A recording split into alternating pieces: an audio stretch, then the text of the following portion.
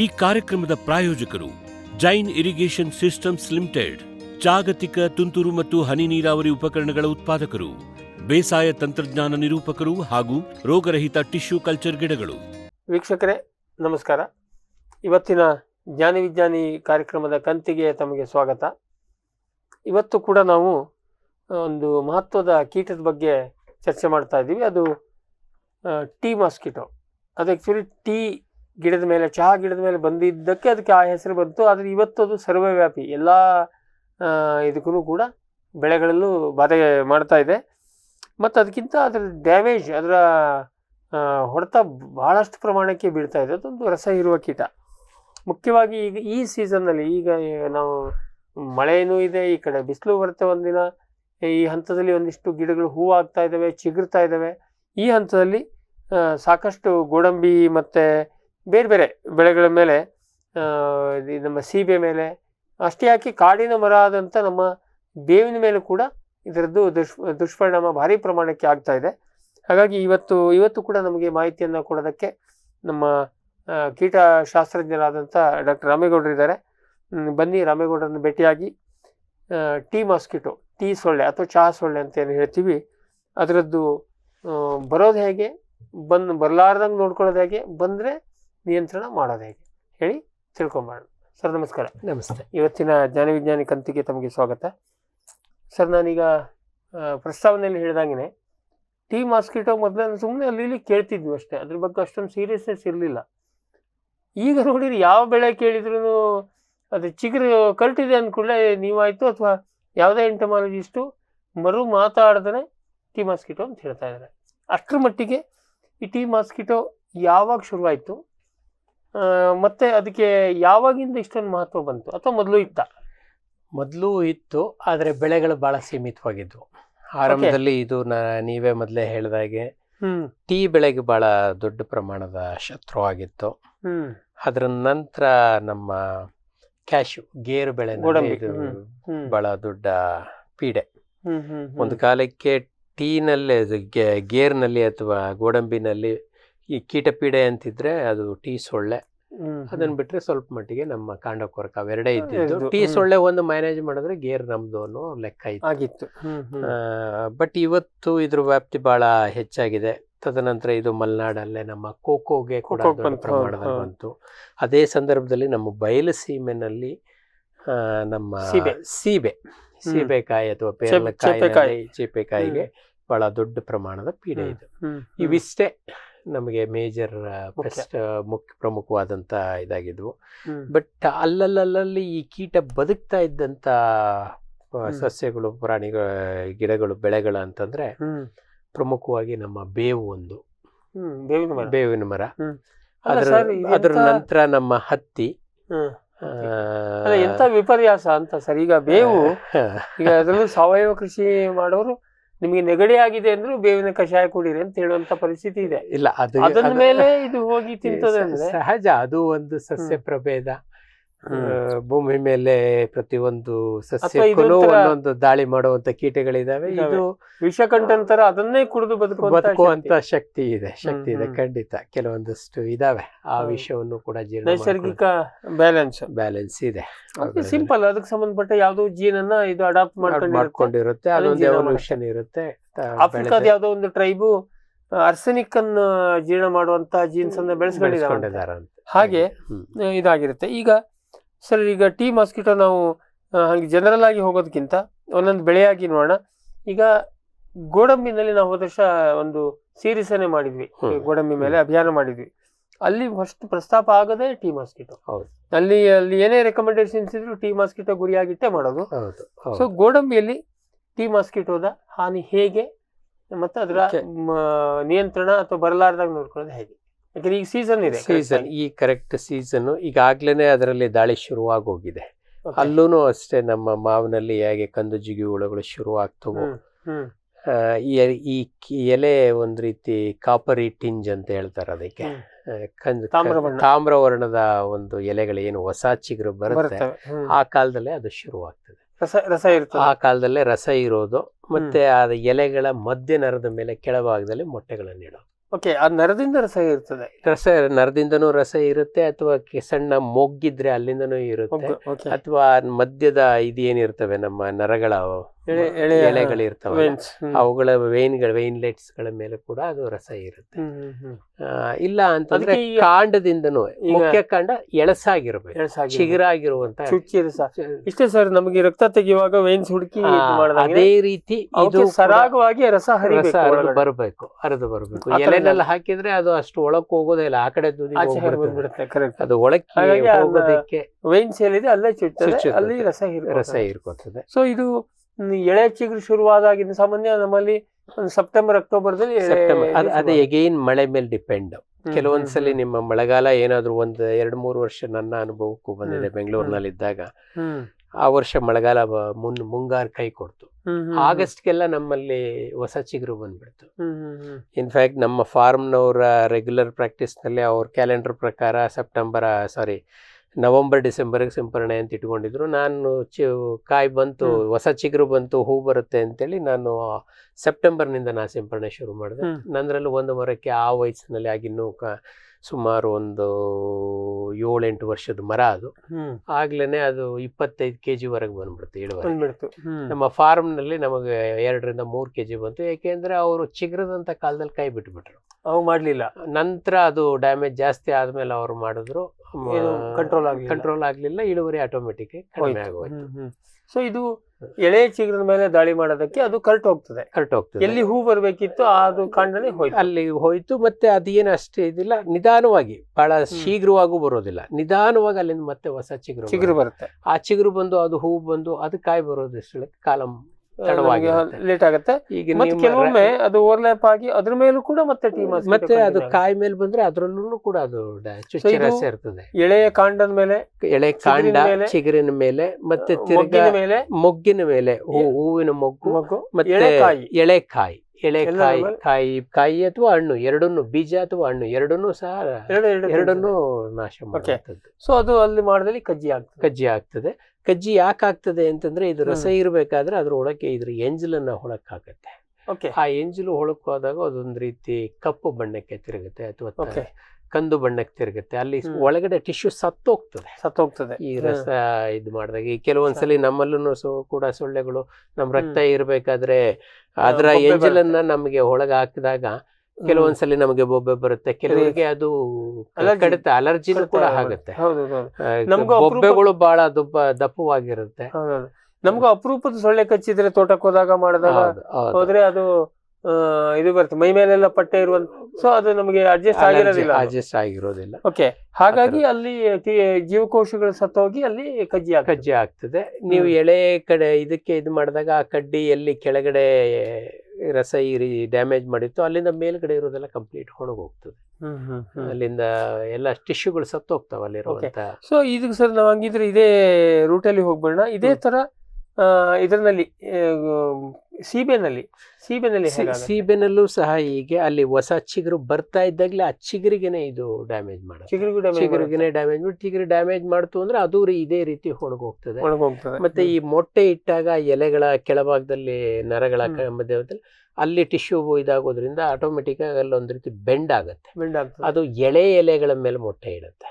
Okay, ಎಳೆ ಬೆಳಿಬೇಕಾದ್ರೆ ಅದಕ್ಕೆ ಈ ಮಧ್ಯ ನರ ಬೆಳೆಯೋದಿಲ್ಲ, ಆಟೋಮೆಟಿಕ್ ಆಗಿ ಅದು ಈ ರೀತಿ ಬೆಂಡ್ ಆಗ್ತದೆ, ಈ ರೀತಿ ಮುಟ್ರ ಆಗ್ತದೆ. ಮೇಲ್ಗಡೆ ಆ ಕುಡಿ ಒಣಗೋಗ್ತದೆ, ಕೆಳಗಡೆ ಈ ಎಲೆಗಳು ಬೆಂಡ್ ಆಗ್ತವೆ.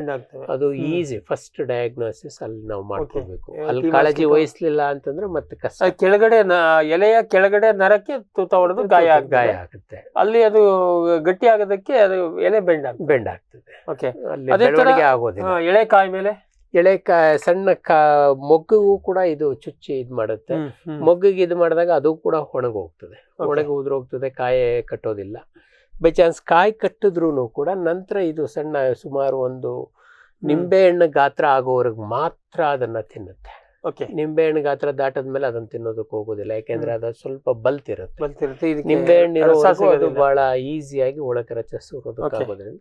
ಮತ್ತೆ ಇದು ಎಲ್ಲಿ ಚುಚ್ಚುತ್ತದೋ ಆ ಚುಚ್ಚಿದಂತ ಜಾಗದಲ್ಲಿ ಒಂದು ನಾನು ಆಗ್ಲೇ ಹೇಳ್ದಂಗೆ ಎಂಜಲಾಗುತ್ತೆ. ಎಂಜಲಾದಾಗ ಅದು ಟಿಶ್ಯೂ ಸತ್ತೋಗಿ ಅದು ಬೆಳೆದಂಗೆ ಆ ಕಜ್ಜಿ ದೊಡ್ಡದಾಗ್ತಾ ಹೋಗುತ್ತೆ.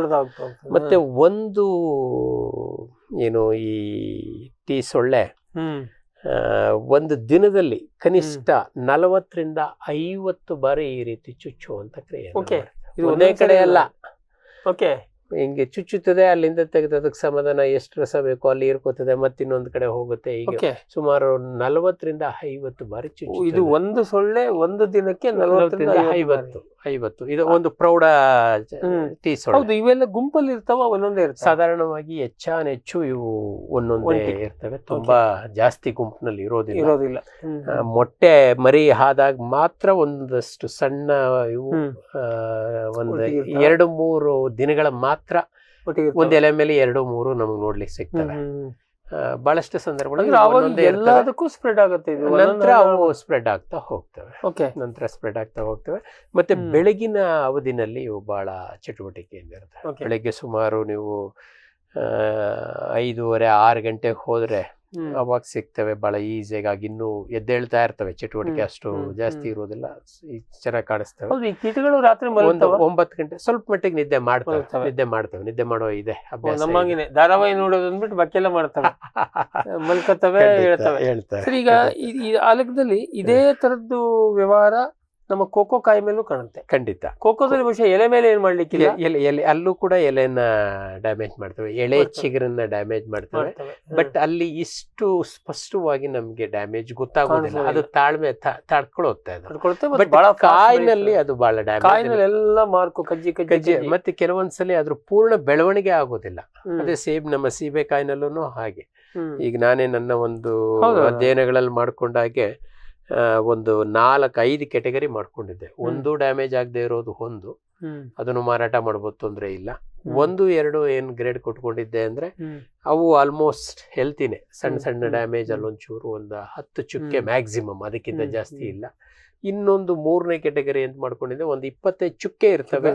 ಅದನ್ನ ನೋಡಿದ್ರೆ ತಗೋಬೇಕಾ ಬೇಡವಾ, ತಿನ್ಬೇಕಾ ಬೇಡವಾ ಅನ್ನೋ ಒಂದು ಒಳಗೆ ಕೂಡ 1-2 ಮಿಲಿಮೀಟರ್ ವರೆಗೆ ಅದರದ ಗಾಯ ಆಗಿರ್ತದೆ, ಟಿಶ್ಯೂ ಬೆಳವಣಿಗೆ ಆಗಿರೋದಿಲ್ಲ. 4ನೇ ಕೆಟಗರಿ ಅದನ್ನ ನಾನು ರೈತನಾಗಿ ನಾನೇ ಅದನ್ನ ಮಾರುಕಟ್ಟೆಗೆ ಕಳಿಸೋದು ಬೇಡ ಅಂತ ಹೇಳಿ ಡಿಸೈಡ್ ಮಾಡಿ, ಅಷ್ಟು ಮಟ್ಟಿಗೆ ಅದು ಶೇಪೇ ಮಾಲ್ಫಾರ್ಮೇಶನ್ ಆಗೋಗಿರ್ತದೆ. ಇಲ್ಲ ಅಂತಂದ್ರೆ ಅದ್ರ ನೀವು ವಿಶೇಷವಾಗಿ ನೀವು ಹೇಳ್ತಾ ಇರೋದು ಸೀಬೆನಲ್ಲಿ ಇನ್ನು ಕೋಕೋದಲ್ಲೂ ಕೂಡ ಅದೇ ರೀತಿ ನಾವು ಕೆಟಗರೈಸೇಷನ್ ಮೇಲೆಲ್ಲ ಕಜ್ಜಿ ಖಂಡಿತ. ಸೊ ಇದು ಸರಿ. ಇನ್ನೊಂದು ನೀವು ಹೇಳ್ತಾ ಇದ್ರಿ ಇದರದ್ದ ಡ್ಯಾಮೇಜು ಇತ್ತೀಚೆಗೆ ನಮ್ಮ ಬೇವಿನ ಮರದ ಮೇಲೆ ಬಹಳ ಪ್ರಮಾಣಕ್ಕೆ ಬೇವು ಮತ್ತೆ ನಮ್ಮ ನುಗ್ಗೆ ಇವೆರಡು ಇತ್ತೀಚೆಗೆ ಬಹಳ ಹೆಚ್ಚಿನ ತೊಂದರೆನ ಅನುಭವಿಸ್ತಾ ಇರೋದು. ಕಾರಣ ಇಷ್ಟೇ, ಇದು ಹೋಗಿ ಡ್ಯಾಮೇಜ್ ಮಾಡಿದಾಗ ಇದಕ್ಕೆ ಟಿಪಿಕಲ್ ನಾವು ಡೈಬ್ಯಾಕ್ ಸಿಂಡ್ರೋಮ್ ಅಂತ ಹೇಳ್ತೀವಿ. ಎಳೆ ಕುಡಿನ ಅದು ಒಣಗಿಸ್ಬಿಟ್ರೆ ಪಕ್ಕದಲ್ಲಿ ಒಂದು ಚಿಗುರು ಬರುತ್ತೆ. ನಮ್ಮ ಗೇರಲ್ಲಾದ್ರೆ ಪಕ್ಕದ ಚಿಗುರು ಬರೋದಕ್ಕೆ ಬಹಳ ಟೈಮ್ ತಗೊಳುತ್ತೆ. ಆದ್ರೆ ಬೇವ್ನಲ್ಲಿ ಹಾಗಲ್ಲ, ಇಲ್ಲಿ ತುದಿ ಒಣಗ್ತು ಅಂದ್ರೆ ಇಲ್ಲಿ ಪಕ್ಕದಲ್ಲಿ ಬಂದ್ಬಿಡುತ್ತೆ. ಹಾಗಾಗಿ ಇದ್ರ ಸೈಕಲ್ ಅಲ್ಲಿ ಬಹಳ ಫಾಸ್ಟ್ ಆಗಿ ಅದಕ್ಕೆ ದಾಟ್ಕೊಳ್ಳುತ್ತೆ. ಅದು ಒಣಗ್ತಾ ಇದ್ದಂತೆ ಅಲ್ಲಿಗೆ ದಾಟ್ತಾ ಇರುತ್ತೆ. ಸೊ ಒಟ್ಟಾರೆಯಾಗಿ ಅದಿಷ್ಟು. ಆದ್ರೆ ಅದು ಟೊಂಗೆ ಸಾಯೋದಾಯ್ತು, ಅದಕ್ಕೆ ಮತ್ತಿನ್ನೇನಾದ್ರು ಅದ್ರ ಜೊತೆಗೆ ಸೇರ್ಕೊಂಡು ಸಮಸ್ಯೆ. ಇತ್ತೀಚೆಗೆ ಬೇವ್ನಲ್ಲಿ ಆ ತರದ್ದು ಒಂದು ಸಮಸ್ಯೆ, ಈವನ್ ಬಹಳಷ್ಟು ಬೆಳೆಗಳಲ್ಲೂ ಕೂಡ ಅದು ಇದೆ. ಫೋಮಾಪ್ಸಿಸ್ ಅಂತೇಳಿ ಒಂದು ಶಿಲೀಂಧ್ರ ಇದೆ. ಮಳೆಗಾಲದಲ್ಲಿ ಅದು ಬಹಳ ಚಟುವಟಿಕೆಯಿಂದ ಇರುತ್ತೆ. ಮಳೆ ಹ್ಯುಮಿಡಿಟಿ ಜಾಸ್ತಿ ಇದ್ದಾಗ ಅದ್ರ ಚಟುವಟಿಕೆ ಜಾಸ್ತಿ ಆಗುತ್ತೆ. ಮಳೆಗಾಲದಲ್ಲಿ ನಮ್ಮ ಈ ತಿಗಣೆ ಅದು ಹರಡೋದಕ್ಕೆ ಸಹಾಯ ಮಾಡಬಹುದು, ಇನ್ನು ಪಕ್ಕ ಖಾತ್ರಿ ಆಗಿಲ್ಲ, ಸಹಜ. ಈಗ ನೀವು ಹೇಳುದು ರಸ ಹೀರಿ ಇದು ಇದನ್ನ ಟೊಂಗೆಯನ್ನ ಒಣಗಿಸೋದು, ಬಟ್ ಇದೆ ಶಿಲೀಂಧ್ರ ಅದ್ರ ಮೇಲೆ ಬೆಳ್ಕೊಳ್ಳುತ್ತೆ. ಶಿಲೀಂಧ್ರ ಬೆಳ್ಕೊಂಡಾಗ ಅದು ಇನ್ನೂ ಒಣಗೋ ಪ್ರಮಾಣ ಜಾಸ್ತಿ ಆಗುತ್ತೆ. ಈಗ ನಮ್ಮ ಟೀ ಸೊಳ್ಳೆ ಒಣಗಿಸೋದೇನಿದ್ರು ಮ್ಯಾಕ್ಸಿಮಮ್ ಒಂದು 10ರಿಂದ 15 ಸೆಂಟಿಮೀಟರ್ ಇದು ಒಣಗಿಸಿದ್ರೆ ಅದ್ರ ನಂತರದ್ದು ಕೆಳಗಡೆ ಬೆಳವಣಿಗೆ ಆಗ್ತದಲ್ಲ, ಸಾಯ್ತಾ ಬರೋದು ಒಣಗ್ತಾ ಬರೋದು, ಅದು ಆ ಶಿಲೀಂಧ್ರದಿಂದ. ಎರಡೂ ಸೇರ್ಕೊಂಡು ಇವತ್ತು ಬೇವಕ್ಕೆ ಬಹಳ ತೊಂದರೆ ಆಗಿದಾವೆ. ಮತ್ತೆ ಈ ತರ ಶಿಲೀಂಧ್ರಗಳು ನಮ್ಮ ವಿಜ್ಞಾನದಲ್ಲಿ ಈಗಾಗಲೇ ಬಹಳಷ್ಟು ವ್ಯಾಪಕವಾಗಿದ್ದಾವೆ. ನಮ್ಮ ಮಾವಿನಲ್ಲಿ ಇದೆ, ಮಾವಿನಲ್ಲೂ ಕೂಡ ನಮ್ಮ ಟೀ ಸೊಳ್ಳೆ ಬರ್ತದೆ. ಸೀಬೆನಲ್ಲೂ ಕೂಡ ಈ ರೀತಿ ಕುಡಿ ಸಾಯುವಂತ ಇದಿದೆ. ಟೀ ಸೊಳ್ಳೆ ಇಲ್ದೇನೂ ಕೂಡ ಸಾಯ್ತಾ ಇರ್ತದೆ. ಮಳೆಗಾಲದಲ್ಲಿ ಅದು ಜಾಸ್ತಿ ಇರುತ್ತೆ. ಬಟ್ ಇದು ನಮ್ಗೆ ವರ್ಷ ಪೂರ್ತಿ ಇರುವಂತದ್ದು. ಯಾವುದು ಟೀ ಸೊಳ್ಳೆ ವರ್ಷ ಟೀ ಸೊಳ್ಳೆ. ಪೂರ್ತಿ ನಮಗೆ ಇದಾಗಿರುತ್ತೆ. ಮತ್ತೆ ಇದು ಅಷ್ಟೇ, ಮೋಡ ಕವಿದ ವಾತಾವರಣ ಅಥವಾ ಮಳೆ ಇತ್ತು, ಹ್ಯುಮಿಡಿಟಿ ಇತ್ತು ಅಂದ್ರೆ ಅದ್ರಲ್ಲಿ ಬಹಳ ಜಾಸ್ತಿ ಆಗ್ತದೆ. ದಿಲೀಪ್ ಕುಮಾರ್ ಅವರ ಸ್ಟಾರ್ ಇಂಡಸ್ಟ್ರೀಸ್. ಒಣ ಚಾಲಿ ಅಡಿಕೆ ಸುಲಿಯುವುದು ಈಗ ಹಿಂದೆಂದಿಗಿಂತ ಸುಲಭ ಅಗ್ಗ. ಸ್ವಚ್ಛ ಸುಲಿತ ಅಡಿಕೆಗೆ ಹಾನಿ ಕಡಿಮೆ. 14 ವರ್ಷಗಳಿಂದ ಮಲೆನಾಡಲ್ಲಿ ಜನಪ್ರಿಯ. ಗಂಟೆಗೆ 40ರಿಂದ 350 ಕಿಲೋಗ್ರಾಂ ಸುಲಿಯುವ ಮಾದರಿಗಳು ತೋಟಗಾರಿಕೆ ಇಲಾಖೆಯಿಂದ subsidy. Star mini rice mill ಗಂಟೆಗೆ 5ರಿಂದ 10 ಕ್ವಿಂಟಾಲ್ ಮಿಲ್ಲಿಂಗ್ ಕೃಷಿ ಇಲಾಖೆಯಿಂದ ಸಬ್ಸಿಡಿ. ಸ್ಟಾರ್ ರೊಟ್ಟಿ ಮಾಡುವ ಯಂತ್ರ ಸಿಂಗಲ್ ಫೇಸ್ ಮನೆ ವಿದ್ಯುತ್ ಗಂಟೆಗೆ 120ರಿಂದ 500 ರೊಟ್ಟಿ ಸಿದ್ಧ. Star associated industries, Belagavi. Vet ಗಿಡಮೂಲಿಕಾ ಉತ್ಪನ್ನಗಳು. ಬೋವಿಟೋನ್ ವೆಟ್ 33 ಗಿಡಮೂಲಿಕೆಗಳ ಜಾನುವಾರು ಆರೋಗ್ಯವರ್ಧಕ ಟಾನಿಕ್. ದೂದ್ ಪ್ಲಸ್ ಅಧಿಕ ಹಾಲು, ಡಿಗ್ರಿ ಮತ್ತು ಫ್ಯಾಟ್, ರಾಸು ಸುಲಭವಾಗಿ ಹಾಲಿಳಿಸುತ್ತದೆ. ಫಾಸ್ಟ್ ಪ್ಲಸ್ ಗರಿಷ್ಠ ರಂಜಕ, ಕ್ಯಾಲ್ಸಿಯಂ, ಜೀವಸತ್ವಗಳು, ಖನಿಜಗಳು, ಪ್ರೋಬಯೋಟಿಕ್ಸ್ ಇತ್ಯಾದಿ. ಹಸು, ಎತ್ತು, ಎಮ್ಮೆ, ಕೋಣ, ಹಂದಿ, ಕುರಿ, ಆಡು, ಕೋಳಿಗಳಿಗೆ ವೆಟ್ ಪೆಟ್ ಫಾರ್ಮುಲೇಷನ್ಸ್ ಉತ್ಪಾದನೆ. ಶ್ರಮಜೀವಿಯಿಂದ ಸರಬರಾಜು. ಜಾಣ ಹೈನುಗಾರನ ಜಾಣ್ಮೆಯ ಆಯ್ಕೆ ವೆಟ್ ಪೆಟ್ ಉತ್ಪನ್ನಗಳು. ಸಮೃದ್ಧ ಸಾವಯವ ಗೊಬ್ಬರ, ಎಂಎಸ್ಜಿಪಿ ಮತ್ತು ಕೆಸಿಡಿಸಿ ಉತ್ಪಾದನೆ. ಫಾರ್ಮ್ ಟಿವಿಯಿಂದ ಸರಬರಾಜು. ಅತಿ ಕಡಿಮೆ ಬೆಲೆಗೆ ಅತ್ಯುತ್ತಮ ಗೊಬ್ಬರ. ಇಲ್ಲ ಭಾರಲೋಹ ಕೃಷಿ ವಿಶ್ವವಿದ್ಯಾಲಯದಿಂದ ಪರೀಕ್ಷಿತ. ಸಾವಯವ ಇಂಗಾಲ, ಎನ್ಪಿಕೆ, ಪಿಎಚ್, ಇಸಿ ಎಲ್ಲ ನಿಗದಿತ ಮಿತಿಯಲ್ಲಿ. ಅಡಿಕೆ, ತೆಂಗು, ಬಾಳೆ, ಕಾಫಿ, ದಾಳಿಂಬೆ, ದ್ರಾಕ್ಷಿ, ಕಬ್ಬು, ಭತ್ತ, ಜೋಳ, ಹತ್ತಿ ಹೀಗೆ ಎಲ್ಲಾ ಬೆಳೆಗಳಿಗೂ ಪ್ರಶಸ್ತ. ಜೀವಂತ ಮಣ್ಣು, ಸಮೃದ್ಧ ಬೆಳೆ. ಅತ್ಯಧಿಕ ಲಾಭಕ್ಕೆ ಬಳಸಿ ಸಿಟಿ ಕಾಂಪೋಸ್ಟ್. ಜೈನ್ಸ್ ಜಗತ್ತಿನ ಅತಿದೊಡ್ಡ ಅಂಗಾಂಶ ಕೃಷಿ ಪ್ರಯೋಗಾಲಯ ಹಾಗೂ ಟಿಸಿ ಗಿಡಗಳ ಉತ್ಪಾದಕರು. ಸಮೃದ್ಧ ಇಳುವರಿಗೆ ಜೈನ್ ಜೀನೇನ್, ಯಾಲಕ್ಕಿ, ನೇಂದ್ರನ್ ಹಾಗೂ ಕೆಂಪು ಬಾಳೆ ಸಸಿಗಳು. ದಾಳಿಂಬೆ, ಭಗವತಳಿಯ ರೋಗಮುಕ್ತ ಸಸಿಗಳು. ಲಕ್ನೋ 49 ಪೇರಳೆ, ಸ್ಟ್ರಾಬೆರಿ ಇತ್ಯಾದಿ ಗಿಡಗಳು ಯೋಗ್ಯ ಬೆಲೆಯಲ್ಲಿ. ಅಂಗಾಂಶ ಕೃಷಿಯ ಜಾಗತಿಕ ಬ್ರ್ಯಾಂಡ್ ಜೈನ್. ನಿಮ್ಮ ಕನಸಿನ ಮನೆ ಕಟ್ಟುವಾಗ ಪ್ರಕೃತಿಯ ಮೇಲಾಗುವ ಪ್ರಭಾವ ಗೊತ್ತೇ? ಸಾಮಾನ್ಯವಾಗಿ ಕಿಚನ್ ಮತ್ತು ವಾರ್ಡ್ರೋಬ್ ತಯಾರಿಸಲು ಅನೇಕ ಮರಗಳ ಬಳಕೆಯಾಗುತ್ತದೆ. ಆದರೆ ನಮ್ಮ ಮಾಡ್ಯುಲಾರ್ ಕಿಚನ್ ವಾರ್ಡ್ರೋಬ್ ಮರದ ತುಣುಕು ಹಾಗೂ ರೆಂಬೆಗಳಿಂದ ತಯಾರಿಸಿದ ಬೋರ್ಡ್ನಿಂದ ಮಾಡಲಾಗಿವೆ. ನಾವು ಪರಿಸರ ನಾಶಕ, ಆರೋಗ್ಯಕ್ಕೆ ಹಾನಿಕಾರಕ ಕಚ್ಚಾ ವಸ್ತುಗಳನ್ನು ಬಳಸುವುದಿಲ್ಲ. ನಮ್ಮ ಕಿಚನ್, ವಾರ್ಡ್ರೋಬ್ ಇತ್ಯಾದಿ ನಿಮ್ಮ ಕೈಗೆಟುಕುವ ಬೆಲೆಯಲ್ಲಿ ಲೆಗುಕು ಚಿನಾದಲ್ಲಿ ಮಾತ್ರ ಲಭ್ಯ. ಹೆಚ್ಚಿನ ಮಾಹಿತಿಗಾಗಿ ಸಂಪರ್ಕಿಸಿ. ದಿಲೀಪ್ ಕುಮಾರ್ ರವರ ಸ್ಟಾರ್ ಇಂಡಸ್ಟ್ರೀಸ್ನ ತೆಂಗಿನಕಾಯಿ ಸುಲಿಯುವ ಯಂತ್ರ. ಯಾವುದೇ ಗಾತ್ರದ ಹಸಿ ಅಥವಾ ಒಣಗಿದ ಕಾಯಿ ಸುಲಿಯಬಲ್ಲದು. ಸ್ವಚ್ಛ ಸುಲಿತ. ಕಾಯಿಗೆ ಹಾನಿ ಗರಿಷ್ಠ 2% ಮಾತ್ರ. ಜುಟ್ಟು ಉಳಿಸುತ್ತದೆ. 2 ಅಥವಾ 3 HP ಸಿಂಗಲ್ ಫೇಸ್ ವಿದ್ಯುತ್. ಗಂಟೆಗೆ 200ರಿಂದ 600 ಕಾಯಿ ಸುಲಿತ. ತೋಟಗಾರಿಕೆ ಇಲಾಖೆಯಿಂದ ಸಬ್ಸಿಡಿ. ಸ್ಟಾರ್ ಎಣ್ಣೆ ತೆಗೆಯುವ ಯಂತ್ರ. ಎಕ್ಸ್ಪೆಲ್ಲರ್ ಮತ್ತು ಕೋಲ್ಡ್ ಪ್ರೆಸ್ ರೋಟರಿ ಕಟ್ಟಿಗೆ ಗಾಣ ಮಾದರಿಗಳು. ಸ್ಟಾರ್ ಒಣಮೆಣಸು, ಸಾಂಬಾರ್ ಪುಡಿ ಮಾಡುವ ಯಂತ್ರ. ವಿವಿಧ ಗಾತ್ರ ಮತ್ತು ಶ್ರೇಣಿಗಳಲ್ಲಿ. Star associated industries, Belagavi. Vet ಗಿಡಮೂಲಿಕಾ ಉತ್ಪನ್ನಗಳು. ಮೇಷ ಟಾನಿಕ್ ಕುರಿ ಮತ್ತು ಆಡುಗಳ ಒತ್ತಡ, ರೋಗ, ಕ್ರಿಮಿ ನಿವಾರಕ, ಹೆಚ್ಚಿನ ಬೆಳವಣಿಗೆ. ಕುಕ್ಕುಟ ಟಾನಿಕ್ ಕಡಿಮೆ ಆಹಾರ, ಉತ್ತಮ ಆರೋಗ್ಯ, ಕೋಳಿಗಳ ಅಧಿಕ ಬೆಳವಣಿಗೆ. ಕೆಚ್ಚಲು ಕೇರ್ ಕೆಚ್ಚಲು ಬಾವು ಬರದಂತೆ ತಡೆಯಲು, ಬಂದರೆ ಬಾವು ನೋವು ಶಮನಕ್ಕೆ. ವೆಟ್ ಉತ್ಪಾದನೆ, ಶ್ರಮಜೀವಿಯಿಂದ ಸರಬರಾಜು. ಜಾಣ ಹೈನುಗಾರನ ಜಾಣ್ಮೆಯ ಆಯ್ಕೆ ವೆಟ್ ಉತ್ಪನ್ನಗಳು. ಜೈನ್ ಇರಿಗೇಷನ್ ಸಿಸ್ಟಮ್ಸ್ ಲಿಮಿಟೆಡ್ ಭಾರತದ ಹನಿ ನೀರಾವರಿ ತಂತ್ರಜ್ಞಾನದ ಪ್ರಥಮ ಪ್ರವರ್ತಕ. ಜಗತ್ತಿನ ಅತಿ ದೊಡ್ಡ ಸ್ಪ್ರಿಂಕ್ಲರ್ಸ್ ಉತ್ಪಾದಕ ಕಂಪನಿ. ಸಂರಕ್ಷಿತ ಕೃಷಿಯಲ್ಲಿ ಹಸಿರು ಮನೆಗಾಗಿ ಮಿಸ್ಟರ್, ಫಾಗರ್, ಫ್ಯಾನ್ ಮತ್ತು ಪ್ಯಾಡ್ ಹಾಗೂ ನೆರಳು ಮನೆ. ಸ್ವಯಂ ಚಾಲಿತ ನೀರಾವರಿ ವ್ಯವಸ್ಥೆ ಮತ್ತು ರಸಾವರಿ ತಂತ್ರಜ್ಞಾನ. ಕೃಷಿಯಲ್ಲಿ ನೀರಿನ ಸಮರ್ಪಕ ಬಳಕೆ ಹಾಗೂ ಉಳಿತಾಯಕ್ಕೆ ಮತ್ತೊಂದು ಹೆಸರು ಜೈನ್.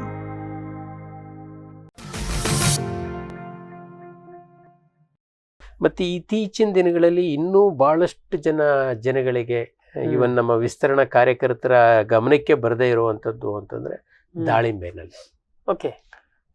ಇವನ್ ನನ್ನ ಸ್ವತಃ ಅನುಭವದಲ್ಲೇ ಹೇಳಬೇಕು ಅಂತಂದ್ರೆ, ಒಬ್ರು ದಾಳಿಂಬೆ ಶುರು ಮಾಡಿರುವಂತ ರೈತ, ಯುವ ರೈತ, ಅವ್ರ ಜೊತೆ ಒಬ್ಬ ದಾಳಿಂಬೆ ಜೊತೆ ಬಹಳಷ್ಟು ದಿನ ವರ್ಕ್ ಮಾಡಿದಂತ ಒಬ್ಬ ತಜ್ಞ ವಿಸ್ತರಣಾ ಕಾರ್ಯಕರ್ತ, ಇವರಿಬ್ರು ಕೂಡ ನಾನು ETC ಒಳ್ಳೆ ಡ್ಯಾಮೇಜ್ ನನ್ನ ವಿದ್ಯಾರ್ಥಿಗಳ ಜೊತೆ ಕರ್ಕೊಂಡು ಹೋಗಿ ಇದನ್ನ ಏನಕ್ಕೆ ನೋಡಿದ್ದೀರಾ ಅಂತೇಳಿ ನಾನು ಹುಡುಗರಿಗೆ ಹೇಳ್ತಾ ಇರ್ಬೇಕಾದ್ರೆ ಅವ್ರು ಆಕ್ಸಿಡೆಂಟಲ್ ಬಂದಾಗ ಅವ್ರನ್ನ ಕೇಳಿದ್ರೆ ಅವ್ರು ಹೇಳಿದ್ದು ಇದು ಕಳೆ ಔಷಧಿ ಹೊಡೆದಿದ್ದಾರೆ ಅದರಿಂದ ಆಗಿರ್ಬೋದು, ಅಥವಾ ಇದೇನೋ ಅವ್ರದ್ದು ಬ್ಲೈಟ್ ಇರ್ಬೋದು ಅಂತ ಹೇಳಿದ್ರೆ ಅಷ್ಟೇ ಹೊರತು ಅದು ನಮ್ಮ ಹುಳುಕ್ಕೆ ಆ ರೀತಿ ಪ್ರಾಬ್ಲಮ್ ಆಗ್ತದೆ ಅನ್ನೋದು ಪಾಪ ಅವ್ರ ಅರಿವಿಗೆ ಬಂದಿಲ್ಲ ಅಂತಂದ್ರೆ ಇನ್ನು ಈ ತರದ್ದು ದಾಳಿಂಬೆ ಬೆಳೆಗಾರರು ಇನ್ನು ಬಹಳಷ್ಟು ಜನ ಇದ್ದಾರೆ. ಅಲ್ಲೂ ಎಲ್ಲ ಕಾಯಿ ಮೇಲೆಲ್ಲ ಕಜ್ಜಿ ಮಾಡುತ್ತೆ. ಬಟ್ ಅಲ್ಲಿ ಏನಾಗ್ತಂದ್ರೆ ಬಹಳಷ್ಟು ಸಲ ಅದು ಗೊತ್ತಾಗೋದಿಲ್ಲ, ಬಹಳಷ್ಟು ಸಲ ಅದನ್ನ ಅವರು ಬ್ಲೈಟ್ಗೆ, ಯಾಕೆಂದ್ರೆ ಬ್ಲೈಟ್ ಅಲ್ಲೂ ಕೂಡ ಸಿಂಪ್ಟಮ್ ಸೇಮ್ ಆಗುತ್ತೆ, ಗಾಯ ತರ ಆಗಿ ಆಮೇಲೆ ಹೊಡಿತದೆ, ಸ್ಟಾರ್ ಮಾರ್ಕ್ ಅಲ್ಲಿ ಹೊಡಿತದೆ. ಅದನ್ನ ಖಚಿತ ಮಾಡ್ಕೋಬೇಕು ನಮ್ಮ ಪ್ರದೇಶದಲ್ಲಿ ಇದೆಯಾ ಇಲ್ವಾ ಅಂತ ಹೇಳಿ. ಮತ್ತೆ ಇವತ್ತಿನ ನಮ್ಮ ದಾಳಿಂಬೆ ಎಲ್ಲಿ ಹೆಚ್ಚಾಗಿದೆಯೋ ಅಂತ ಪ್ರದೇಶಗಳಲ್ಲೆಲ್ಲ ವ್ಯಾಪಕವಾಗಿ ನಮ್ಮ ಬೇವಿದೆ, ನುಗ್ಗೆ ಇದೆ. ಏನಾಗುತ್ತೆ, ನುಗ್ಗೆನಲ್ಲೂ ಕೂಡ ಹೀಗೆ ಕುಡಿ ಸಾಯ್ತದೆ. ನಮ್ಮ ಕಾಯಿಗಳ ಮೇಲೆ ಈ ರೀತಿ ಚುಕ್ಕೆಗಳು ಬರ್ತವೆ, ಚುಕ್ಕೆ ಬರುತ್ತೆ. ಕಾಂಡದ ಮೇಲೆನೆ ನಿಮ್ಗೆ ಗಾಯಗಳು ಬಹಳ. ನಮ್ಮ ಈ ಸೀಬೆ ಅಥವಾ ಕ್ಯಾಶ್ಯೂನಲ್ಲಿ ಗೇರ್ನಲ್ಲಿ ಕಾಣುವಂತ ಹಣ್ಣಿನ ಮೇಲೆ ಕಾಣುವಂತ ಕಲೆಗಳು ನಮಗೆ ಕಾಂಡದ ಮೇಲೆನೆ ಕಾಣ್ತವೆ, ಕಾಂಡದ ಮೇಲೆನೆ ಕಾಣ್ತವೆ. ಅದು ಅವಾಗ ಒಣಗ್ತದೆ, ಅದು ಕೂಡ ಒಣಗ್ಬಿಡ್ತದೆ. ಅದು ಟಿಪಿಕಲ್ ಡೈಬ್ಯಾಕ್ ಸಿಂಪ್ಟಮ್. ನುಗ್ಗೆ ಬಹಳ ಸೂಕ್ಷ್ಮ, ಇವೆಲ್ಲಾ ಬೆಳೆಗಳ ಕಂಪೇರ್ ಮಾಡ್ಕೊಂಡ್ರೆ ಬಹಳ ಸಪೂರ್ವಾದಂತ ಅಥವಾ ಟೆಂಡರ್ ಬಹಳ ಬೇಗ ಒಣಗುವ, ಇದಕ್ಕೆ ತಿನ್ನಕ್ಕೂ ರುಚಿ ಆಗ್ಬೋದು, ಮೋಸ್ಟ್ಲಿ ಇರ್ಬೋದು.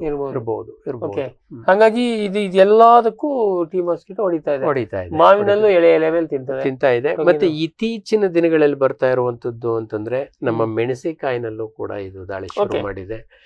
ನಮ್ಮ ಅಮೆರಾಂಥಸ್ ಇವತ್ತಿನ ದಿನಗಳಲ್ಲಿ ಅರಿವೆ ಬೀಜಕ್ಕೆ ಬಹಳ ಬೆಳವಣಿಗೆ ಶುರುವಾಗಿದೆ. ಅದಕ್ಕೂ ಅದ್ರ ಮೇಲೂ ಕೂಡ ಇದು ಎಲೆಗಳ ಮೇಲೆ. ಬದನೆಕಾಯಿನಲ್ಲಿ ಸಹ ಟಿಪಿಕಲ್ ನಮ್ಮ ಸೀಬೆಕಾಯಿನಲ್ಲಿ ಯಾವ ರೀತಿ ಚುಕ್ಕೆಗಳು ಕಾಣಿಸ್ತವೋ ಆ ರೀತಿ ಕಜ್ಜಿ ನಮಗೆ ಇದ್ರಲ್ಲಿ ನೋಡ್ಲಿಕ್ಕೆ ಇದೊಂಥರ ಸರ್ವವ್ಯಾಪಿ. ಈಗ ಇನ್ನೂ ತನ್ನ ವ್ಯಾಪ್ತಿನ ಸಾಮ್ರಾಜ್ಯ ವಿಸ್ತರಿಸ್ತಾ ಇದೆ. ಸುಮಾರು ಈಗ 5-6 ವರ್ಷದಿಂದ ನಮ್ಮ ಹತ್ತಿ ಸೀಡ್ ಪ್ರೊಡಕ್ಷನ್ ಪ್ಲಾಟ್ನವರು ಕೂಡ ಸಾಕಾಗ್ಬಿಟ್ಟಿದೆ ಅಂತ ಇದ್ದಾರೆ. ಅಲ್ಲ, ಇದು ನೋಡಿದ್ರೆ ಹೆಲಿಕಾಪ್ಟರ್ ತರ ಎಲ್ಲದ್ರ ಮೇಲೆ ಹೆಲಿಕಾಪ್ಟರ್ ಈಗ ಆಕ್ಚುಲಿ ಈ ಒಂದು ಹಳೆ ಇದಿಲ್ಲ, ಮೋಸ್ಟ್ಲಿ ವಯಸ್ಸಾಗಿದೆ ಅದಕ್ಕೆ ಅನ್ಸುತ್ತೆ, ಕಡಿಮೆ ಆಗ್ತಾ ಇದೆ. ಅದರದ ಹಾವಳಿ ಸ್ವಲ್ಪ ಕಡಿಮೆ ಆಗ್ತಾ ಇದೆ. ಇದು ಅಪ್ಪರ್ ಹ್ಯಾಂಡ್, ಇದು ಬೆಳೀತಾ ಇದೆ, ಈಗ ಮೇಲಕ್ಕೆ ಹೋಗ್ತಾ ಇದೆ. ಇದು ಈ ಒಂದ್ ಪಕ್ಷ ಕಡಿಮೆ ಆದಂಗೆ ಇನ್ನೊಂದು ಪಕ್ಷ ಮೇಲೆ ಬಂದಂಗೆ ಆ ಜಾಗವನ್ನು ಇದು ಆಕ್ಯುಪೈ ಮಾಡ್ಕೊಳ್ಳುತ್ತೆ. ಖಂಡಿತ. ಸೊ ಈಗ ನಾವು ಈ ಟೀ ಮಾಸ್ಕಿಟೋದ ನಿಯಂತ್ರಣ ವಿಷಯಕ್ಕೆ ಬಂದ್ರೆ, ಮೊದ್ಲೇ ನಂಗೆ ಗೋಡಂಬಿಯಿಂದ ಶುರು ಮಾಡಿ, ಯಾಕಂದ್ರೆ ಈಗ ಅದು ಬರ್ನಿಂಗ್ ಇಶ್ಯೂ. ಹೇಗೆ ಅದಕ್ಕೇನು ಬರಲಾರ್ದಂಗೆ ಹೆಂಗೆ ನೋಡ್ಕೊಳ್ಳೋದು? ನಾವು ಈ ಗೋಡಂಬಿ ಮಾತ್ರ ನಾವು ಬಹಳ ಹೆಚ್ಚಿನ ಆಸಕ್ತಿನ ಇವಾಗ ಕೊಡೋಣ.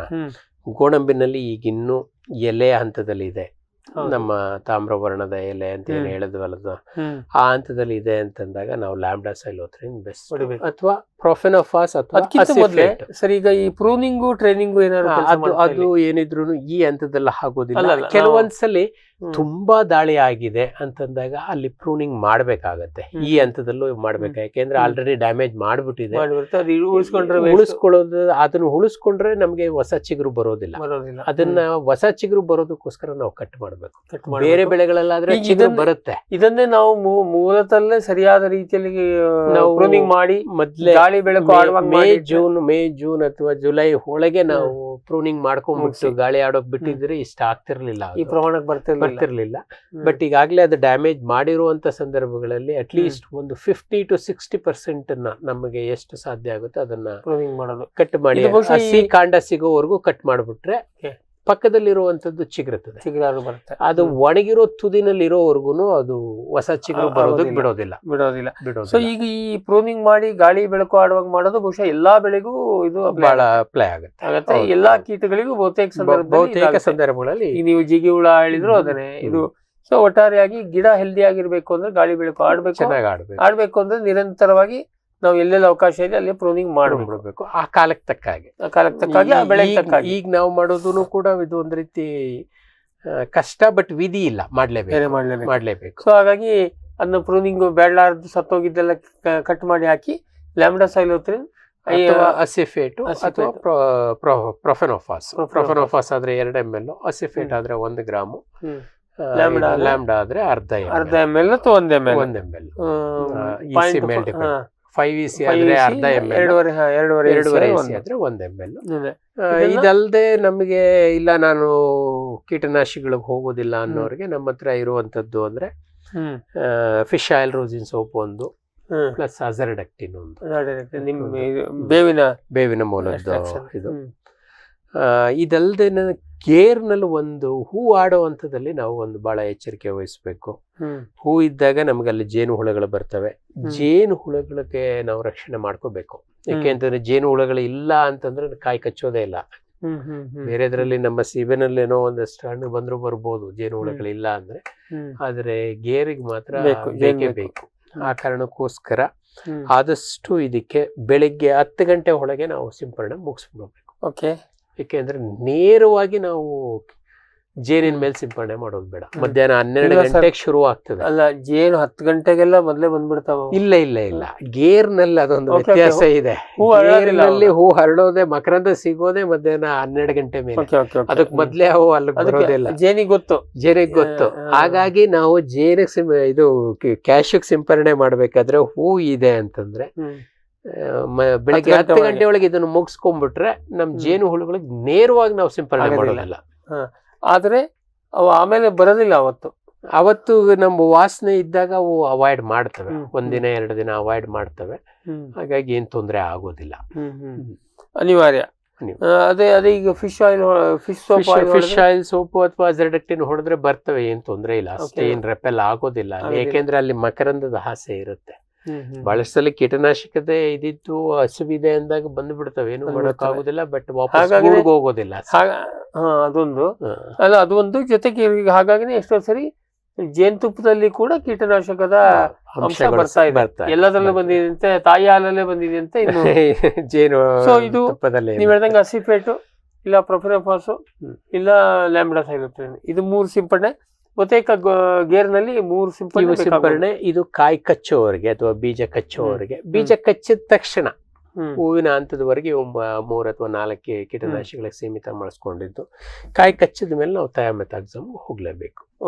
ಯಾಕೆ ಅಂತಂದ್ರೆ ಈಗ ಕಳೆದ 2-3 ವರ್ಷಗಳಿಂದ ನಮ್ಗೆ ಈ ಸೆಟ್ರಿಪೆಸ್ಟಿಸ್ ಅಂತೇಳಿ ಹಣ್ಣು ಮತ್ತೆ ಬೀಜ ಕೊರಕ ಅಂತ ಏನ್ ಹೇಳ್ತೀವಿ, ಅದ್ರ ಹಾವಳಿ ತುಂಬಾ ಜಾಸ್ತಿ ಆಗ್ತಾ ಇದೆ. ಮಾವಿನಲ್ಲೂ ಕೂಡ ಜಾಸ್ತಿ ಆಗ್ತಾ ಇದೆ, ಅಟ್ ದ ಸೇಮ್ ಟೈಮ್ ಗೇರ್ನಲ್ಲೂ ಕೂಡ ಜಾಸ್ತಿ ಆಗ್ತಾ ಇದೆ. ಅದಕ್ಕೋಸ್ಕರ ಆ ಹಂತದಲ್ಲಿ ನಾವು ಈ ಥಯಾಮೆಥಾಕ್ಸಮ್ ಹೋಗೋದು ಅಥವಾ ಎಮಾಮೆಕ್ಟಿನ್ ಬೆನ್ಸೋಯೇಟ್ಗೆ ಹೋಗೋದು. ಈಗಾಗಲೇ ನಮ್ಮಲ್ಲೂ ಕೂಡ ಸಂಶೋಧನೆಗಳು ಶುರುವಾಗಿದ್ದಾವೆ. ಇವು ಈ ಸಿಂಪರಣೆಗಳು ಇದ್ದಾಗ ಸ್ವಲ್ಪ ಮಟ್ಟಿನ ಹಾನಿ ಕಡಿಮೆ ಇದೆ. ಅದಕ್ಕೆ ಅಸಿಫೇಟ್ ಇವೆಲ್ಲ ವರ್ಕ್ ಆಗೋದಿಲ್ಲ. ಅಸಿಫೇಟು ನಂತರನೂ ವರ್ಕ್ ಆಗುತ್ತೆ, ಬಟ್ ಅದನ್ನ ಮೊದ್ಲೇ ಮಾಡಿರ್ತೀವಲ್ಲ, ಮತ್ತೆ ಅದು ಬೇಡ ಅಂತ ಇಲ್ಲಿ ಇವು ಒಂದ್ ಸ್ವಲ್ಪ ಇದ್ದದ್ರಲ್ಲಿ ನಿಕೋಟಿನಾಯ್ಡ್ಸ್ ಸ್ವಲ್ಪ ಸೇಫರ್ ಅಂತೇಳಿ, ಬೇರೆ ಯಾವುದಕ್ಕೆ ಸೇಫರ್, ಅದಕ್ಕೆ ಕಂಪೇರ್ ಮಾಡಿದ್ರೆ ದೇ ಆರ್ ಫಾರ್ ಬೆಟರ್ ಅಂತೇಳಿ ಅಸಿಫೇಟ್ ಕಂಪೇರ್ ಮಾಡಿದ್ರೆ. ಸೊ ಇದನ್ನ ಈಗ ಇದರಲ್ಲಿ ನಾವು ಇದು ಗೋಡಂಬಿದಾಯ್ತು, 2 ಅಥವಾ 3 ಸಿಂಪಡಣೆ ಬೇಕಾಗುತ್ತೆ ಮಾಮೂಲಿಯಾಗಿ ಕನಿಷ್ಠ. ಅದ್ರಲ್ಲೂ ಈ ಗೇರ್ ನಲ್ಲಿ ನಿಮ್ಗೆ ಹೇಳ್ಬೇಕು ಅಂತಂದ್ರೆ 3 ಕ್ರಿಟಿಕಲ್ ಸ್ಟೇಜಸ್ ಇದಾವೆ. ಅಂತ ಒಂದು ಹೊಸ ಚಿಗುರು ಬರುವಂತದ್ದು, ಕೆಂಪು ಅಥವಾ ಏನು ತಾಮ್ರದ ಎಲೆ ಅಂತ ಏನು ಹೇಳಿದ್ರಲ್ಲ, ಅದು ಒಂದು ಹಂತ. ಅದನ್ನ ಬಿಟ್ರೆ ಹೂ ಆಡುವಂತ ಒಂದು ಹಂತ. ಆಮೇಲೆ ಕಾಯಿ ಸಣ್ಣ ಪೀಚ್ ಇರುವಂತ ಎಳೆ ಕಾಯಿ ಅಂತ, ಫ್ಲವರ್ ಮೊಗ್ಗು ಬರುವಂತ ಹಂತ, ಮತ್ತೆ ಕಾಯಿ ಕಟ್ಟುವಂತ ಹಂತ, ಹೂ ಆಡಿ ಕಾಯಿ ಕಟ್ಟುವಂತ ಎಳೆ ಹಂತ. ಇವು 3 ಹಂತದಲ್ಲಿ ನಾವು ನಿರ್ವಹಣೆ ಮಾಡ್ಕೊಂಡ್ಬಿಟ್ರೆ ಸಾಕು. ಮುಂದಿನ ಬೆಳೆಗೆ ಸಮಸ್ಯೆ ಇಲ್ಲ. ಮುಂದಿನ ಬೆಳೆಗೆ ಈಗ ನಾವು ಆ ಲೆಕ್ಕದಲ್ಲಿ ಸೀಬೆಗೆ ಬಂದ್ರು ಅಲ್ಲಿ ಹೂಗಿಂತ ಮೊದಲೇ ಎಳೆ ಚಿಗುರಿದ್ದಾಗಲೇ ಶುರು ಮಾಡ್ಕೋಬೇಕು. ಹೂವಿನ ಹಂತದಲ್ಲಿ ಅಲ್ಲಿ ಮಾತ್ರ ಬಹಳ ಎಚ್ಚರಿಕೆ ತಗೋಬೇಕು. ಅಲ್ಲೂ ಕೂಡ ನಾವು ಈ ಥಯಾಮೆಥಾಕ್ಸಮ್ ಅನ್ನ ಯಾವುದೇ ಕಾರಣಕ್ಕೂ ಯೂಸ್ ಮಾಡಬಾರ್ದು. ಹೂ ಆಡೋ ಹಂತದಲ್ಲಿ ಆದಷ್ಟು ಬೇವಿನ ಎಣ್ಣೆ ಅಥವಾ ಫಿಶ್ ಆಯಿಲ್ ರೋಸಿನ್ ಸೋಪು ಅಥವಾ ನಮ್ಮ ಅಜರ್ಡಕ್ಟಿನ್ ಇವನ್ನೇ ಇನ್ವೇರಿಯಬಲ್ ಯೂಸ್ ಮಾಡಬೇಕು. ಯಾಕೆಂತಂದ್ರೆ ಅಲ್ಲೂ ಕೂಡ ಪಾಲಿನೇಷನ್ ಬಹಳ ಇಂಪಾರ್ಟೆಂಟ್. ಜೇನುಹುಳಗಳನ್ನು ಬೆಳೆಸ್ಕೋಬೇಕು. ಮತ್ತೆ ನಮ್ಮ ಫಿಶ್ ಆಯಿಲ್ ಸೋಪ್ ಬಹಳ ಪರಿಣಾಮಕಾರಿಯಾದಂಥದ್ದು ಇದಕ್ಕೆ. ಎಸ್ಪೆಷಲಿ ಸೀಬೆನಲ್ಲಿ ನಾನು ನೋಡಿದೆ. ಗೇರ್ನಲ್ಲಿ ಅದನ್ನ ನೋಡ್ಲಿಕ್ಕೆ ನನಗೆ ಅವಕಾಶ ಸಿಗ್ಲಿಲ್ಲ, ಬಟ್ ಸೀಬೆನಲ್ಲಿ ಬಹಳ ಪರಿಣಾಮಕಾರಿ. ಈಗ ಫಿಶ್ ಆಯಿಲ್ ಸೋಪ್ ಮಾರ್ಕೆಟ್ ಅಲ್ಲಿ ಕಾಮನ್ ಆಗಿ ಸಿಗುತ್ತಾ? ಅಷ್ಟು ಇದಿಲ್ಲ, ಬೇಡಿಕೆ ಸ್ವಲ್ಪ ಪ್ರೆಷರೈಸ್ ಮಾಡಿ ನಾವು ಇಷ್ಟು ತಗೋತೀವಿ ಅಂದ್ರೆ ಅದು ಅವ್ರ ವಾಲ್ಯೂಮ್ ಬೇಸ್ಡ್. ಯಾರೋ ಒಬ್ಬ ಡೀಲರ್ ಹತ್ರ ನಮ್ಗೆ ಇಷ್ಟು ಬೇಕು ಅಂದ್ರೆ ಒಂದ್ 4-5 ಜನ ರೈತರುಗಳು ಸೇರಿ ಇದ್ ಮಾಡಿದ್ರೆ ಅವ್ರು ತರಿಸ್ಕೊಡುವಂತ ಒಂದು ವ್ಯವಸ್ಥೆ ಮಾಡ್ತಾರೆ. IHR ನವ್ರು ಮಾಡ್ತಾ ಇದಾರ? ಇಲ್ಲ, IHR ನವ್ರು ಫಿಶ್ ಆಯಿಲ್ ಮಾಡ್ತಾರೆ. ಇದು ಹೊರಗಡೆ ಕಮರ್ಷಿಯಲ್ ಆಗಿ ಸಿಗಬೇಕು. ಈಗ ಫಿಶ್ ಆಯಿಲ್ ರೋಸಿನ್ ಸೋಪ್ ಸಿಗ್ಲಿಲ್ಲ ಅಂದ್ರೆ ಕೆಲವೊಂದಷ್ಟು ರೈತರುಗಳು, ಎಸ್ಪೆಷಲಿ ನಿಮ್ಮ ಸಾವಯವ ಅಂತ ಏನ್ ಹೇಳ್ತೀರಿ ನೀವು, ಅವರೇ ಆದಂತ ಒಂದು ಅನ್ವೇಷಣೆ ಮಾಡ್ಕೊಂಡಿದ್ದೀರಿ. ಈ ಮೀನ್ ಅಂಗಡಿನಲ್ಲಿ ಸಿಗುವಂತ ವೇಸ್ಟ್, ಅದನ್ನ ಸುಮಾರು ಒಂದು 10 kg ವೇಸ್ಟ್ ಅನ್ನು ತಗೊಬಂದು ಅದಕ್ಕೊಂದು 4 kg ಬೆಲ್ಲ ಹಾಕಿ ಒಂದು ಡ್ರಮ್ ನಲ್ಲಿ ಹಾಕಿ ಮುಚ್ಚಿಟ್ಟು ಬಿಡ್ತಾರೆ. ಸುಮಾರು ಅದ್ರ ಮೇಲ್ಗಡೆ ಒಂದು ಗೋಣಿಚೀಲ ಅಥವಾ ಬಟ್ಟೆ ಕಟ್ಟಿ ಒಂದು ವಾರಗಟ್ಲೆ ಬಿಟ್ಟು ಬಿಡ್ತಾರೆ. ನಂತರ ಒಂದು ವಾರ ಆದ್ಮೇಲೆ ಅದನ್ನ ಚೆನ್ನಾಗಿ ತಿರುಗಿಸಿ ಅದನ್ನ ಫಿಲ್ಟರ್ ಮಾಡ್ಕೋತಾರೆ. ಫಿಲ್ಟರ್ ಮಾಡ್ಕೊಂಡು ಅದನ್ನ ಸಿಂಪಡಣೆ ಮಾಡ್ತಾ ಇದ್ದಾರೆ. ಅದು ಕೂಡ ಆಲ್ಮೋಸ್ಟ್ ಅಷ್ಟೇ ಪರಿಣಾಮಕಾರಿಯಾಗಿದೆ ಅಂತ ಅವ್ರು ಹೇಳ್ತಾರೆ. ಇದನ್ನ ನಾವು ಖಾತ್ರಿ ಮಾಡ್ಕೋಬೇಕು. ಬಟ್ ಮೂಗು ಮುಚ್ಚಿಕೊಂಡು ಮಾಡ್ಬೇಕಾಗ ಇಲ್ಲ, ಸಿಂಪರಣೆ ಮಾಡೋರಿಗೆ ಅಲ್ಲಿ ಬೆಲ್ಲ ಹಾಕಿರೋದ್ರಿಂದ ಅಲ್ಲಿ ಏನೋ ವಾಸನೆನೇ ಹೊಡೆಯೋದಿಲ್ಲ, ಅವ್ರಿಗೆ ವಾಸನೆ ಹೊಡೆಯೋದಿಲ್ಲ. ಬಟ್ ಗಿಡಕ್ಕೆ ಸಿಂಪರಣೆ ಮಾಡದ್ಮೇಲೆ ಏನೋ ಒಂಥರ ವಾಸನೆ ಬರುತ್ತೆ. ಅದು ನಾವು ಮೀನೆಣ್ಣೆ ನಮ್ಮ ಹೊಲಕ್ಕೆ ಸಿಂಪರಣೆ ಮಾಡಿದಾಗ್ಲೂ ನಾವು ಹೊಲಕ್ಕೆ ಹೋಗಕ್ ಆಗೋದಿಲ್ಲ. ಅದೊಂದು ಇದೆ. ಓಕೆ, ಸೊ ಇದನ್ನ ಇದೇ ವ್ಯವಹಾರ ನಿಮ್ಮ ಕೋಕೋದಲ್ಲಿ ಕೂಡ ವರ್ಕ್ ಆಗುತ್ತೆ. ಈ ಹಂತಗಳು ಆಲ್ಮೋಸ್ಟ್ ಎಲ್ಲಾದ್ರಲ್ಲೂ ಇದೆ. ಎಳೆ ಚಿಗುರು, ಹೂವಾಡು ಅಂತ, ಎಳೆಕಾಯಿ, ಇವು ಎಲ್ಲಾ ಬೆಳೆಗಳಲ್ಲಿ ಆಗುತ್ತೆ. ಇನ್ನು ಬೇವಿನ ಮರಕ್ಕೆ ಸದ್ಯಕ್ಕೆ ನಾವು ಏನು ಟ್ರೀಟ್ಮೆಂಟ್ ಅಲ್ಲೂ ಸದ್ಯಕ್ಕೆ ನಾವು ಇನ್ನೂ ಏನು ಸಿಂಪರಣೆ ಮಾಡುವಂತ ಇದಕ್ ಹೋಗಿಲ್ಲ. ಬಟ್ ಕಾಲಕ್ರಮೇಣ ಬೇಕಾಗ್ಬೋದು. ಇಲ್ಲ ಅಂತಂದ್ರೆ ಬೇವು ಬಹಳ ಇದರಿಂದ ಹಾನಿಗಳಿಗಾಗಿರೋ ಆಗಾಗ್ಲೇ ಆಗೋಗಿದೆ, ಬೇಕಾದಷ್ಟು ಆಗೋಗಿದೆ. ಅದ್ರ ಜೊತೆಗೆ ಆ ಶಿಲೀಂಧ್ರ ಕೂಡ ಒಂದ್ ಸೇರ್ಕೊಂಡ್ಬಿಟ್ಟಿದೆ. ಮಳೆಗಾಲದಲ್ಲಿ ಅದು, ಮಳೆಗಾಲ ಬಿಟ್ಟ ಮೇಲೆ ಇದು ಹಾನಿ ಮಾಡ್ತಾ ಇದ್ದಾವೆ. ಸೊ ನೈಸರ್ಗಿಕವಾಗಿ ಬೇವು ತನ್ನ ರಕ್ಷಣೆಗೆ ಏನೋ ಮಾಡ್ಕೊಳತ್ತ ನೋಡ್ಬೇಕು.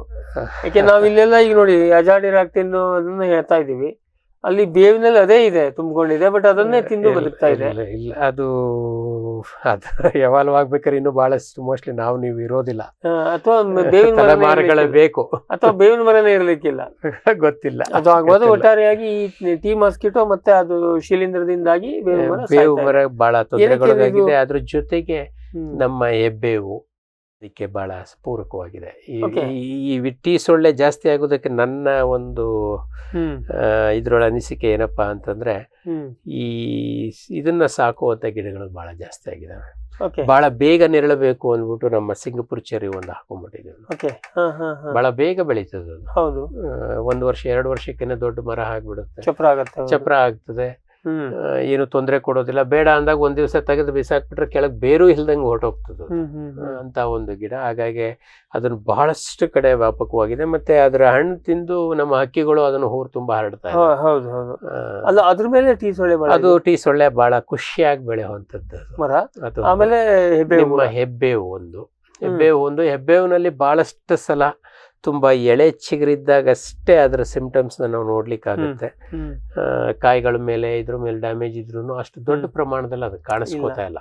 ಬಟ್ ಅದನ್ನ ಸಾಕಿ ಸಲಿ ಇಟ್ಕೊಳ್ಳೋದಕ್ಕೆ ಬೇಕಾದಷ್ಟು ಮಾಡ್ತಾರೆ. ಈ ಹುಳ ಸಾಕ್ತದ, ಅದು ನಿಮಗ್ ಗುರ್ತೇ ಇಲ್ದಂಗೆ ಅದನ್ನ ಸಾಕ್ತಾ ಇದೀನಿ ಅಂತ ಗುರ್ತೇ ಕೊಡೋದಿಲ್ಲ. ಅದು ಅಷ್ಟೇ, ನಮ್ಮ ಸಿಂಗಪುರ್ ಚೆರಿನೂ ಅಷ್ಟೇ. ಎರಡೂನು ಅದನ್ನ ಬಹಳ ಚೆನ್ನಾಗಿ ಸಂರಕ್ಷಿಸ್ತವೆ.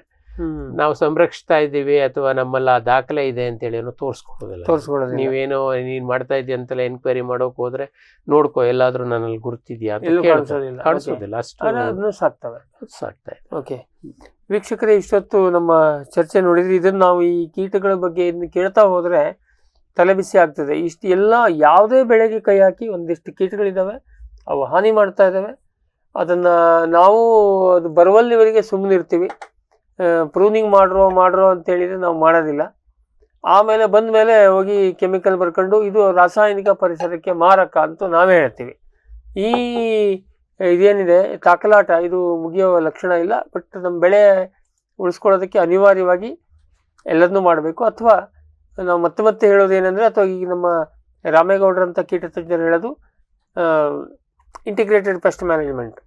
ಅದನ್ನು ಅಂದರೆ ಇದೆಲ್ಲದನ್ನು ಮಾಡಿ ಕೊನೆಯ ಹಂತದಲ್ಲಿ ನಾವು ಕೀಟನಾಶಕಕ್ಕೆ ಹೋಗಬೇಕು. ಅಥವಾ ಕೊನೆಯ ಪಕ್ಷ 3 ಸರಿ ಕೀಟನಾಶಕ ಬೇಕಾದ 2 ಸರಿ ಆದರೂ ಅಷ್ಟರ ಮಟ್ಟಿಗೆ ದುಡ್ಡು ಉಳಿತು, ಪರಿಸರದ ಉಳಿತದೆ, ಬೆಳೆ ದೃಷ್ಟಿಯಿಂದನೂ ಒಳ್ಳೆಯದು. ಹಾಗಾಗಿ ಸಮಗ್ರ ಕೀಟ ನಿರ್ವಹಣೆಯ ವಿಧಾನವನ್ನು, ಅದು ಎಲ್ಲದರಲ್ಲೂ ಸಮಗ್ರ ಹೇಳೋದನ್ನು, ಕೀಟ ನಿರ್ವಹಣೆ ಇರ್ಬೋದು, ಗೊಬ್ಬರ ನಿರ್ವಹಣೆ ಇರ್ಬೋದು, ರೋಗ ನಿರ್ವಹಣೆ ಇರ್ಬೋದು, ಇದನ್ನೆಲ್ಲದನ್ನೂ ಬಳಕೆ ಮಾಡಿದರೆ. ಆಮೇಲೆ ಇನ್ನೊಂದು ನಾನು ಈ ಸಂದರ್ಭದಲ್ಲಿ ರಾಮೇಗೌಡ ಸಮಕ್ಷಮ ಹೇಳಕ್ಕೆ ಇಷ್ಟಪಡ್ತೀನಿ ಏನಂದರೆ, ನಾನು ಕೋಳಿ ಮೊಟ್ಟೆ ಹೊಡೆದೆ, ಆಮೇಲೆ ಇನ್ನೊಬ್ಬ ನಾನು ಕೋಕೋ-ಕೋಲಾ ತಂದು ಹೊಡೆದೆ, ಇನ್ಯಾರೊಬ್ಬ ಅಡಿಗೆ ಎಣ್ಣೆ ತಂದು ಹೊಡೆದೆ ಹೇಳೋದನ್ನು ನಾವು ಅಲ್ಲಲ್ಲಿ ಕೇಳ್ತಾ ಇರ್ತೀವಿ. ನಮ್ಮ ಈ ಮಾಧ್ಯಮಗಳು, ಗಡಿಬಿಡಿಯ ಮಾಧ್ಯಮಗಳು, ನಮ್ಮ ಟಿ ವಿಗಳು, ಕೆಲವು ಸರಿ ಪೇಪರ್ನಲ್ಲಿ ಕೂಡ ಅದು ಪ್ರಚಾರ ಮಾಡಿದ್ದು ರೈತರು ಮಾಡಿದರು. ಒಂಥರ ಇಂಡೈರೆಕ್ಟ್ಲಿ ವಿಜ್ಞಾನಿಗಳು ಈ ಕಡೆ ಕಣ್ಣೆತ್ತಿ ನೋಡಲಿಲ್ಲ ಅನ್ನೋ ರೀತಿಯಲ್ಲೇ ಹೇಳ್ತಾರೆ. ಆದರೆ ಇವೆಲ್ಲ ತಾತ್ಪೂರ್ತಿಕ. ಒಂದು ಸರಿ ನೀವೇನೇ ಹೊಸ ತಂದು ಹೊಡೆದ್ರು ಕನ್ಫ್ಯೂಸ್ ಆಗಿ ಅದು ಓಡೋಗ್ಬೋದು, ರಿಪೆಲೆಂಟ್, ವಿಕರ್ಷಕವಾಗಿ ಕೆಲಸ ಮಾಡುತ್ತೆ. ಅಥವಾ ಈ ಎಣ್ಣೆ ಹೊಡೆದಾಗ ಸರ್ಫೇಸ್ ಮೇಲೆಲ್ಲ ಎಣ್ಣೆ ಕೂತ್ಕೊಂಡು ಅದಕ್ಕೇನೋ ಗಲಿಬಿಲಿ ಆಗಿ ಪಕ್ಕದ ಹೊಲಕ್ಕೆ ಹೋಗ್ಬೋದು. ಆದರೆ ಅದು ಯಾವುದು ಇವತ್ತಿನವರೆಗೆ ಒಂದು ಖಾಯಂ ಪರಿಹಾರ ಮಾರ್ಗವಾಗಿ ಉಳಿದಿಲ್ಲ. ಈಗ ನಮ್ಮ ರಾಸಾಯನಿಕ ಕೀಟನಾಶಕಗಳನ್ನೇ ನಾವು ಸಿಂಪರಣೆ ಮಾಡ್ಕೊತಾ ಬಂದು ಈಗ ಬಹಳಷ್ಟು ಕೀಟನಾಶಕಗಳಿಂದ ಮಾರುಕಟ್ಟೆಯಿಂದ ವಾಪಸ್ ತಗೊಂಡಿದ್ದೀವಿ. ಯಾಕೆ ಅಂತಂದ್ರೆ ಅದಕ್ಕೆ ಅವು ನಿರೋಧಕ ಶಕ್ತಿ ಬೆಳೆಸ್ಕೊಂಡಿದ್ದಾವೆ. ಇದ್ರೊಳಗೆ ಇವು ನಾವು ನೈಸರ್ಗಿಕ ಅಂತ ಹೇಳುವಂತ ವಸ್ತುಗಳಿಗೆ ಬಹಳ ಈಸಿ ನಿರೋಧಕತೆ, ಅದನ್ನ ತಿನ್ನೋದು ಕಲ್ತು ಬಿಡ್ತವೆ. ಇನ್ನೇನು ಹೊಸ ರುಚಿ ಬಂತು, ಅಡಿಗೆ ಎಣ್ಣೆ ಬಂತು, ಪಾಮ್ ಆಯಿಲ್ ಬಂತು ಅಂತ ತಿಂತವೆ.